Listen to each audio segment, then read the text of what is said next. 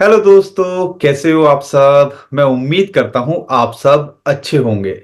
मुझे ये भी पता है जो इंडियन क्रिप्टो यूजर्स हैं जो इंटरनेशनल एक्सचेंजेस के ऊपर ट्रेड कर रहे हैं थोड़ा परेशान हैं, लेकिन बहुत सारे सॉल्यूशन हैं जो हमने पहले वीडियोस के अंदर डिस्कस किए। लेकिन एक सवाल है जिसका जवाब अभी भी नहीं मिल पा रहा है, वो है कि जो एफआईयू है, फाइनेंशियल इंटेलिजेंस यूनिट, जिसने की क्रिप्टो करेंसी जो एक्सचेंजेस हैं इंटरनेशनल या हम ऑफशोर जिनको कहते हैं उन पे बैन लगा दिया है या शो को नोटिस किया दिया था उनको 28 दिसंबर को। और उसके बाद में उनके जो एप्लीकेशंस हैं पहले एप्पल स्टोर से रिमूव हुए, फिर वेबसाइट यूआरएल ब्लॉक कर दिए, अब प्ले स्टोर से जो भी एप्लीकेशंस हैं वो रिमूव कर दी है। तो हम एक्चुअल में जो ट्रेड कर रहे हैं, जो एग्जिस्टिंग यूजर्स हैं, जो इंस्टॉल्ड करके जो जिनके पास में मोबाइल में ऑलरेडी इंस्टॉल्ड है वो एप्लीकेशन, वो चल रहे हैं। अब यहां पे जो सबसे बड़ा सवाल निकल के आता है, क्या उन पे ट्रेड करना लीगल है या इलीगल है। क्या हम कहीं गलत चीज में तो नहीं फंस जाएंगे, क्योंकि गवर्नमेंट अगर ब्लॉक कर रही है तो उनकी नजर में तो ये एक तरह से हम काम गलत ही कर रहे हैं। तो यहां पर क्या वहां पे ट्रेड करना लीगल है, इलीगल है, या हम जो वीपीएन जो सोचते हैं ना कि दूसरे तरीके से हम लॉग इन करके ट्रेड कर लेंगे, क्या वो करना भी लीगल है, इलीगल है। इसमें जो मनी लॉन्ड्रिंग की बात होती है या एंटी मनी लॉन्ड्रिंग का जो कॉन्सेप्ट होता है, जो पॉलिसीज बनाई हैं, क्या हम उनका तो वॉयलेशन नहीं कर रहा हूं कर रहे हैं। तो बहुत सारे सवाल हैं जो आपके मन के अंदर होंगे, और जो लेटेस्ट अपडेट आई है बाइनेंस और दूसरे एक्सचेंजेस की तरफ से वो भी मैं आपको बताऊंगा। लेकिन यहां पर हमारे पास में इन सारे सवालों के लिए एक खास मेहमान है, सीए राहुल गुप्ता जी, और जो हमारी मदद कर रहे हैं कि रेगुलेशंस को लेके क्या करना चाहिए, टैक्सेशन को लेके क्या करना चाहिए, लगातार वीडियो के माध्यम से। तो सबसे पहले स्वागत करते हैं राहुल गुप्ता जी का और उनसे जानने की कोशिश करते हैं। वेलकम राहुल गुप्ता जी, कैसे हैं। Thank you Pankaj ji. कैसे हो आप? बहुत बढ़िया sir, thank you so much. तो राहुल जी, सबसे पहले तो मुझे ये बताइए, एक बेसिक सवाल है। जो हम्म। एप्पल स्टोर से रिमूव कर दिया एप्लीकेशन, फिर वेबसाइट्स भी ब्लॉक कर हम्म। दी, फिर जो एंड्रॉइड ऐप है प्ले स्टोर वहां से भी रिमूव, हम्म। एग्जिस्टिंग जो होल्डर है वो यूज कर पा रहे हैं। तो हम्म। वो ये ना, वो कहते हैं ना, बकरे की माँ कब तक खैर मनाएगी। तो वो भी तो हाँ जी। आने वाले टाइम के अंदर एप्लीकेशन ब्लॉक या कुछ ना कुछ मैकेनिज्म ऐसा निकालेंगे कि उनको भी ब्लॉक कर किया जा सके, या ब्लॉक होते दिखें जाएं, हमारे फंड स्टक हो जाएं। एक तो ये सवाल, क्या ये होगा। और दूसरा जो इंपॉर्टेंट सवाल है जिसके बारे में मैं जानना चाहता हूं, क्या अब हम एक्चुअल में जो इंटरनेशनल एक्सचेंजेस हैं, जब एफआईयू ने ये बोल दिया है और वेबसाइट्स को ब्लॉक कर दिया है, क्या उन पे जो हम हम्म। कर रहे हैं वो लीगल है या इलीगल। हम्म। ठीक बात। देखिए पंकज जी, क्या है जो मनी लॉन्ड्रिंग एक्ट है और काउंटर फाइनेंसिंग ऑफ टेररिज्म है, एफआईयू उसके अंडर आता है। मतलब फाइनेंशियल इंटेलिजेंस यूनिट वर्क करती है under anti money laundering act and counter financing of terrorism. तो फाइनेंशियल इंटेलिजेंस यूनिट ये कहती है जितने भी क्रिप्टो एक्सचेंजेस हैं उन सबको एफआईयू के अंदर रजिस्ट्रेशन लेना है और सारी डिटेल्स डिस्क्लोज करनी है, so that those transaction does not get counted in terrorism और मनी लॉन्ड्रिंग। अब बाइनेंस ने अपने आप को चूंकि रजिस्टर नहीं किया हुआ था और अदर एक्सचेंजेस ने जिन्होंने रजिस्टर नहीं किया हुआ था, इन्होंने उन सबको ब्लॉक करना शुरू कर दिया है। अब एक बात समझिए, मैं एक छोटा सा एग्जांपल देता हूं। गवर्नमेंट ये कहे कि भैया 1000 और 500 के जो नोट हमने 2016 में बंद किए थे, उसके बाद कुछ लोग वीपीएन के थ्रू वो नोट अगर यूज करना शुरू कर दें, तो that does not make a sense. तो वही वाली बात मैं यहां पे भी रिपीट करूंगा कि अगर आप वीपीएन के थ्रू अगर आप साइट एक्सेस करके ये सोच रहे हो कि we are not violating any norm, तो यू आर टोटली रॉन्ग।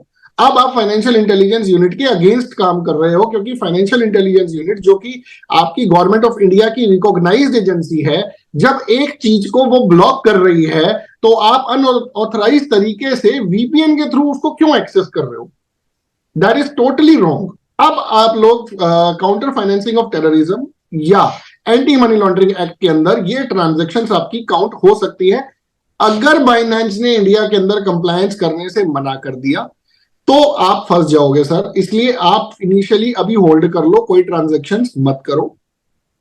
करनी भी है तो सिर्फ विड्रॉल लेके अपने पैसे को निकाल लो, आप उसको और कोई भी ट्रांजेक्शन में इंडल्ज मत करो। जैसे आप कह रहे हो कि ट्रेड वहां कर रहे हो तो हो सकता है, क्योंकि वहां पे देखो इंडियन जो गवर्नमेंट है या फाइनेंस मिनिस्ट्री ने टैक्स लगाए हुए हैं कि 1% टीडीएस भी काटना है आपको हर ट्रांजैक्शन पे, और 30% प्रॉफिट पे टैक्स भी देना है। तो यहाँ पे वो सारी बिल्कुल। चीजें तो हो नहीं रही है। लेकिन ऑफ शोर या हाँ जी। जिसको हम इंटरनेशनल एक्सचेंजेस कहते हैं, उन पे अगर ट्रेड हम्म। कर रहे हैं तो एक तरह से तो हम वायलेशन ही कर रहे हैं। आप ये कहना चाहते हो? देखिए, अभी तक जब तक वो ब्लॉक नहीं था तब तक के लिए मैंने कभी ये नहीं बोला कि एंटी मनी लॉन्ड्रिंग एक्ट में ये ट्रांजैक्शंस काउंट होगी, क्योंकि गवर्नमेंट की कोई गाइडलाइंस नहीं थी कि एंटी मनी लॉन्ड्रिंग के अंदर कौन सी ट्रांजैक्शंस क्रिप्टो की काउंट की जाएंगी। लेकिन इन्होंने एंटी मनी लॉन्ड्रिंग एक्ट के अंदर क्रिप्टो ट्रांजैक्शंस को लिखा हुआ है, आपको ये नहीं भूलना चाहिए। अगर क्रिप्टो की ट्रांजैक्शंस को लिखा हुआ है और उसके बाद ये किसी चीज को ब्लॉक कर रहे हैं, तो इट मीन्स कि अब आप वायलेशन कर जाओगे। ओके। तो एक तरह से हम जो है खतरों के खिलाड़ी बनने की कोशिश करेंगे अगर यहाँ पर करेंगे, और नॉर्म्स को हाँ नहीं जी। फॉलो करेंगे।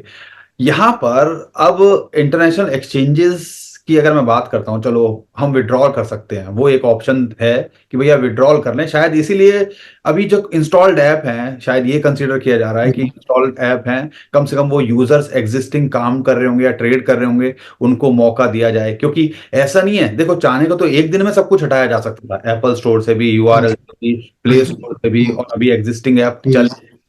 तो एक साथ भी किया जा सकता था। लेकिन एक एक दिन छोड़ के ऐसा करना या एक एक दिन बाद करना, तो हो सकता है ये वार्निंग के सिग्नल हो या रेड फ्लैग हो कि भैया आपको अभी भी मौका है, 3-4 दिन का निकाल लो, फंड निकाल लो। ये बार हम्म। बार किया जा, और आने वाले टाइम के अंदर एप्लीकेशन भी ब्लॉक होती दिख सकती है।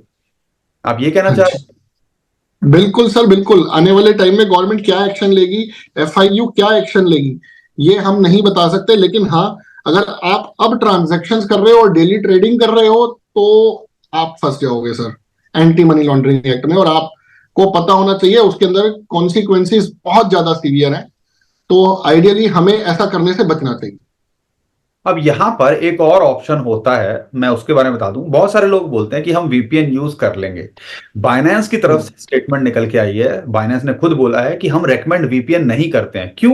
क्योंकि आप इंडिया में बैठे हो और एकदम से कोई दूसरी कंट्री से एक्सेस कर लेता है, तो उनका जो मैकेनिज्म हम्म। है, जो सिक्योरिटी वॉल है, या वो आइडेंटिफाई कर सकती है कि भैया कोई हैकर तो नहीं है जो हैक करने की कोशिश, हम्म। तो इमीडिएटली आपके फंड भी हम्म। ब्लॉक हो सकते हैं। फिर उसको फ्रीज अनफ्रीज कराने बताइए। में प्रोसेस रहता है, तो बहुत सारी सरदर्दी रहती है। तो इसके सॉल्यूशंस हैं। अब सॉल्यूशन क्या है यहां पर, आपके हिसाब से क्या सॉल्यूशंस हैं, आप मुझे बताइए। सर देखिए, आइडियली फर्स्ट सोल्यूशन ये है, आप बेच के सारा पैसा इंडियन एक्सचेंज पे लगा दो, या उस कॉइन्स को आप सीधा अपने इंडियन एक्सचेंज पे शिफ्ट कर दो। अगर आप उस कॉइन को अपने इंडियन एक्सचेंज पे शिफ्ट करते हो तो आइडियली आपको कोई टैक्स नहीं लगेगा, क्योंकि राम अपने ही वॉलेट में अगर शिफ्ट कर रहा है तो उस पर कोई टैक्स नहीं लग सकता। एक तो ऑप्शन मैं आप, अपनी ही एक पॉकेट से हाँ, मैं अपनी ही एक पॉकेट से दूसरी पॉकेट के अंदर अगर कॉइन शिफ्ट कर रहा हूं तो उस पर कोई टैक्स नहीं लगता। अब लोगों को, राहुल जी, एक और दिक्कत क्या है कि इंडियन एक्सचेंजेस पे भी लोगों को ट्रस्ट नहीं आ रहा है, क्योंकि कई लोग साइन अप कर रहे हैं तो केवाईसी नहीं हो रही है। कई लोग डिपॉजिट हम्म। कर रहे हैं तो उनको विड्रॉल नहीं दिए जा रहे हैं। बैंक से वो डिपॉजिट हम्म। करते हैं, विड्रॉ नहीं मिलते हैं। तो ये बहुत सारे हम्म। चैलेंजेस हैं। और वहां पे यहाँ 100 रुपए की चीज है, वहां 110 रुपए की मिल रही है। डिफरेंस है रेट का। हम्म। कई लोग जो है ट्रेड नहीं करना चाहते या वहां होल्ड नहीं करना चाहते। तो दूसरा ऑप्शन क्या है, क्या वो हार्डवेयर वॉलेट या पर्सनल वॉलेट के अंदर भी तो रख सकते हैं, और उसके थ्रू भी ऐसा नहीं है कि आप कंप्लायंस नहीं कर सकते। आप मुझे कोई इंडियन हाँ हाँ। एक्सचेंज करेंगे, मुझे थोड़ा सा ये समझना है, क्योंकि कई लोगों की अभी भी ये, हम्म। इंडियन एक्सचेंजेस मुझे ऑप्शन नहीं समझ में आता। अगर मान लो कोई कहता है यूज, तो उसके पास हम्म। दूसरा ऑप्शन है हार्डवेयर या पर्सनल वॉलेट। अगर वो वहां पे हाँ जी। हाँ जी। कंप्लाई कर रहा है या आईटीआर के अंदर अपना मेंशन कर रहा है कि भैया मेरे पास हार्डवेयर वॉलेट है और मैंने उसके अंदर होल्ड करता हूं, तो वो इलीगल हम्म। नहीं है ना? और क्या नहीं, इलीगल नहीं है। किया देखिए, जा सकता है? Hardware wallet is also wallet for us sir. हमारे लिए वो इलीगल नहीं है जब तक कि गवर्नमेंट उसको लिख ना दे कहीं पे एंटी मनी लॉन्ड्रिंग एक्ट में, या एफआईयू कोई नोटिफिकेशन ना निकाले कि भैया ये वाला वॉलेट जो है वो फेक है, अब और यहाँ पे हम उसको नहीं मानते। अब यहाँ पे दिक्कत क्या आ रही है, अब लोग ये बोलने लगे हैं चलो पहले एक्सचेंजेस को किया, हो सकता है अब हार्डवेयर हम्म। वॉलेट या आपके जो पर्सनल वॉलेट होते हैं उनको भी वो बैन हम्म। कर दे, या उनके भी यूआरएल हटा दे, एप्लीकेशन रिमूव कर दे, तो हम कहाँ जाएंगे? तो हमारे पास सिर्फ एक ही सोल्यूशन तो बचा। आपको इंडियन एक्सचेंज पे आना पड़ेगा, और इन द मीन टाइम जहां तक मुझे लग रहा है कि फॉरेन एक्सचेंजेस भी इंडिया की कंप्लायंस पूरी करनी शुरू कर देंगे। हाँ, ऐसा लग रहा है क्योंकि एक और अपडेट निकल के आई है। ओकेएक्स ने 7 दिन का टाइम दिया है लोगों को अपनी पर्सनल अपडेट जो भी है अपने अकाउंट हाँ। अपडेट करने के लिए। अगर आप नहीं करते हो तो हम्म। वो आपको ना ट्रेड करने देंगे ना डिपॉजिट करने देंगे, सिर्फ विड्रॉल करने देंगे। तो ऐसा लग रहा है एंड पॉजिटिव। पंकज जी यहाँ पे आपको रोकूंगा, एक और बात आपको बता रहा हूं, एक्सचेंजेस आपकी इनकम टैक्स की रिटर्न्स भी मांगेंगे। ये बात आप अभी ध्यान से और गौर से सुन लीजिए। अगर आपने अपनी इनकम टैक्स की रिटर्न नहीं दी तो एक्सचेंज आपका 5% टीडीएस काटेगा ही काटेगा। कौन से एक्सचेंजेस की बात कर रहे हो आप? सभी एक्सचेंजेस सर, चाहे इंडियन एक्सचेंज हो चाहे फॉरेन एक्सचेंज हो, कोई अच्छा, भी एक्सचेंज हो।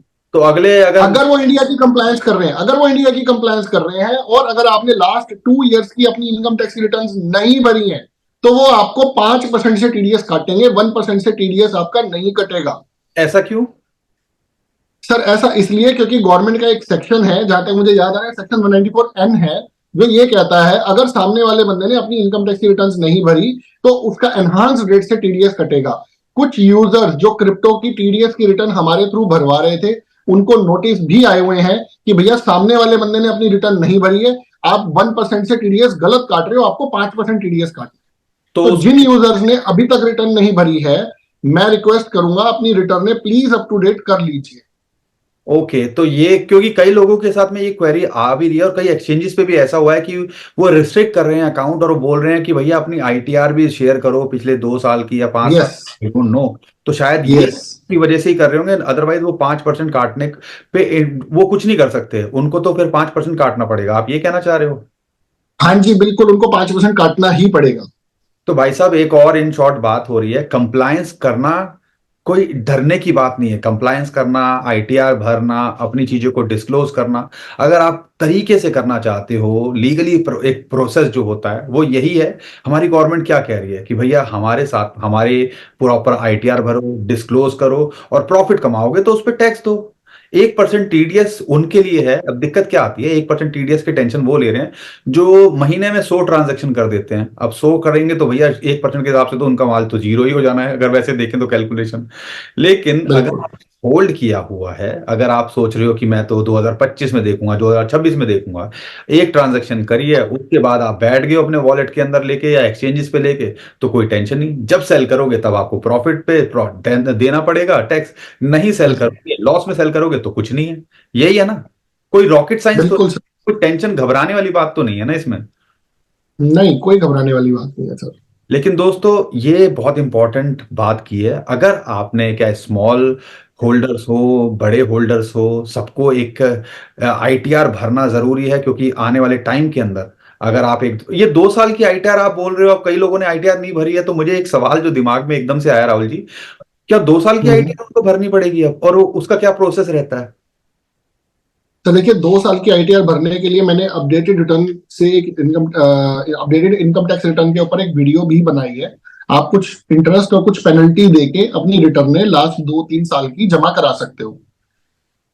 ओके, मतलब ये भी पॉसिबल है कि मैं 2-3 साल की पीछे हाँ की जी। रकम भर सकता हूँ अगर मैंने आज तक कोई हाँ भी जी। आमदनी नहीं बढ़ी है। नहीं तो हो हाँ सकता है जी। कि भैया एक की जगह 5% टीडीएस भी कटे। बिल्कुल। ओके, तो दोस्तों जो भी अभी तक मुझे समझ में आया है, इंटरनेशनल एक्सचेंजेस पे अगर ट्रेड कर रहे हैं अभी भी हम जानबूझ के, हमारी अथॉरिटीज वहां ब्लॉक करने के बाद में भी, तो एक तरह से ये कहने का मतलब है कि शायद हम इलीगल काम तो नहीं कर रहे हैं। इसके बारे में और बहुत सारी चीजें जो एक्सप्लोर करेंगे, लेकिन पहली नजर में तो ऐसा ही लगता है। दूसरी चीज जो समझ में आती है कि जो टीडीएस का मैटर है, जो मुझे लगा कि क्या है, इंडियन एक्सचेंजेस हों, बहुत सारे जो है क्वेरीज भी आ रहे हैं कि हमारे रिस्ट्रिक्ट कर रहे हैं अकाउंट, हमें विड्रॉल नहीं करने दे रहे हैं या ट्रेड नहीं करने दे रहे हैं। शायद इसी वजह से तो नहीं है, क्योंकि 2 साल की वो आईटीआर मांग रहे हैं और नहीं दे रहे हैं, तो 1% की जगह उनको 5% काटना पड़ेगा। तो ये सारी कैलकुलेशन जो है आपको भी ध्यान रखनी पड़ेगी। हमारा इस वीडियो को बनाने का पर्पज आपको डराना बिल्कुल भी नहीं है। पर्पज ये है कि जो भी करो सही तरीके से करो, हर चीज को देख के करो। आपके पास ऑप्शन अभी भी खुले हुए हैं, आप हार्डवेयर वॉलेट भी यूज कर सकते हो, ऑनलाइन वॉलेट्स भी यूज कर सकते हो, नीचे डिस्क्रिप्शन में लिंक दे दूंगा। साथ के साथ में आप इंडियन कोई एक्सचेंज जो आपको लगता है सही, उस पे आप जाके ट्रेड या अपने विड्रॉल वहां ट्रांसफर भी कर सकते हो। लेकिन देखो, अल्टीमेटली करना सब कुछ आपको ही पड़ेगा। और आईटीआर में मदद चाहिए तो राहुल जी आपकी मदद कर सकते हैं। आप हम नीचे डिस्क्रिप्शन में इनका यूट्यूब चैनल का लिंक भी दे देंगे, वहाँ जाके देखिएगा। बहुत सारी क्रिप्टो से रिलेटेड कंटेंट भी मिलेगा, टैक्स से रिलेटेड। और कोई जो अगर आपको लगता है कि आपको कुछ समझना है या कोई क्वेरी है तो उनसे आप वहाँ पे उनको डायरेक्टली अप्रोच भी कर सकते हो, आईटीआर भरवाने के लिए भी या कुछ डिस्कस करने के लिए भी। राहुल जी, फाइनल कमेंट कुछ और आप जो सजेस्ट करना चाहते हो या कुछ हमें अगर आम यूजर है जिसको बेचारे को कुछ नहीं पता उसको क्या करना चाहिए, फाइनली बस सिंपल सा, मैं सिंपल लैंग्वेज में सिंपल वर्ड में शॉर्ट में जानना चाहता हूँ। देखिए सर, अगर आम आदमी है तो आम फाइनल आदमी कमेंट। अपनी आईटीआर भरे। सबसे पहले तो अपनी आईटीआर भरे, अगर आपको लंबा चलना है क्रिप्टो में। अगर आपने नहीं भरी है तो अब आगे आने वाला टाइम बड़ा क्रूशियल होने वाला है। या फिर आप 5% टीडीएस कटवाने के लिए तैयार रहो। अगर आप 5% टीडीएस ब्लॉक कर सकते हो अपना तो कोई दिक्कत नहीं है। सेकेंडली, कंप्लायंस तो आपको करनी पड़ेगी, आप नहीं बच सकते। लोग ये सोचते हैं कि हम कंप्लायंस से किसी तरह बच जाएं, इधर से इस गली में से घुस जाएं या उस गली में से घुस जाएं, तो गवर्नमेंट ऑफ इंडिया ऐसा नहीं करने देगी। ओके, तो दोस्तों उम्मीद करता हूँ बहुत सारी चीजें और नई समझने को मिली होंगी। बाकी एक्सचेंजेस की तरफ से जो अपडेट आ रही हैं, हम लगातार वीडियोस भी बना रहे हैं, ट्विटर टेलीग्राम पे भी शेयर कर रहे हैं, तो नीचे डिस्क्रिप्शन में हमने लिंक दे दिया है। आप वहां पे हमें फॉलो कर लीजिएगा और हमारे चैनल को सब्सक्राइब कर लीजिएगा और राहुल जी के चैनल को भी सब्सक्राइब कर लीजिएगा, क्योंकि कुछ नया नया कंटेंट है वो भी वहां पे लेके आ रहे हैं क्रिप्टो से रिलेटेड। बाकी और कोई भी डिटेल होगी हम लगातार कोशिश करेंगे राहुल जी को बार बार लाने की, परेशान करने की।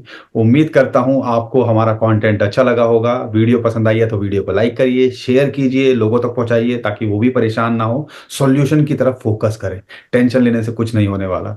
अभी के लिए मैं विदा लेता हूं। खुश रहिए, मुस्कुराते रहिए, कमाते रहिए। आपका दोस्त पंकज। थैंक यू, नमस्कार, धन्यवाद। Thank you Rahul ji. ठीक है जी पंकज जी।